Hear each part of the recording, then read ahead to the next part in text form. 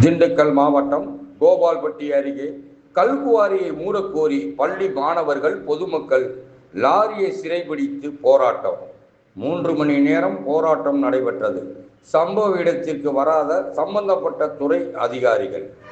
திண்டுக்கல் மாவட்டம் சானார்பட்டி அருகே உள்ள கோபால்பட்டியை அடுத்து கொரசின்னம்பட்டி கிராமத்தில் சிறுமலை அடிவார பகுதியில் தனியார் கல் மற்றும் மணல் குவாரி இயங்கி வருகிறது. இந்த குவாரியிலிருந்து தினந்தோறும் லாரிகளில் ஜல்லி, கற்கள், மணல் எடுக்கப்பட்டு கொண்டு செல்லப்படுகிறது. இந்த குவாரி செயல்பட்டால் தினந்தோறும் பலத்த வெடிசத்தமும் தொடர்ந்து லாரிகள் ஊருக்கு செல்லுவதால் பல்வேறு இடையூறுகளும் ஏற்படுவதாக பொதுமக்கள் குற்றம் சாட்டுகின்றனர்.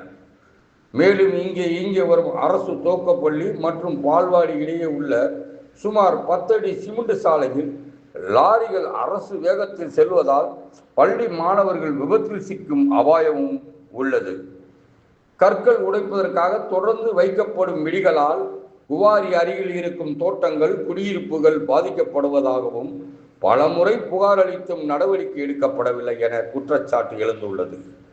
இந்நிலையில் காலை 9 மணி அளவில் பள்ளி துவங்கிய நிலையில் அவ்வழியே ஜல்லி ஏற்றி வந்த டிப்பர் லாரி மற்றும் ஜேசிபி வாகனத்தை பள்ளி மாணவர்கள் மற்றும் பொதுமக்கள் சிறைபிடித்து ஆர்ப்பாட்டத்தில் ஈடுபட்டனர்.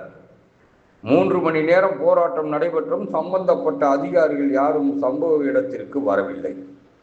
இது குறித்து தகவல் அறிந்து அங்கு வந்த சானார்பட்டி இன்ஸ்பெக்டர் பிரபாகரன் பொதுமக்களுடன் பேச்சுவார்த்தை நடத்தினார்.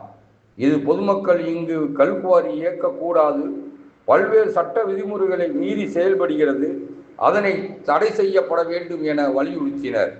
இதனையடுத்து போலீசார் இது குறித்து சம்பந்தப்பட்ட அதிகாரிகளுடன் பேசி நடவடிக்கை எடுப்பதாக உறுதி அளித்ததின் பேரில் பொதுமக்கள் போராட்டத்தை கைவிட்டு கலைந்து சென்றனர்.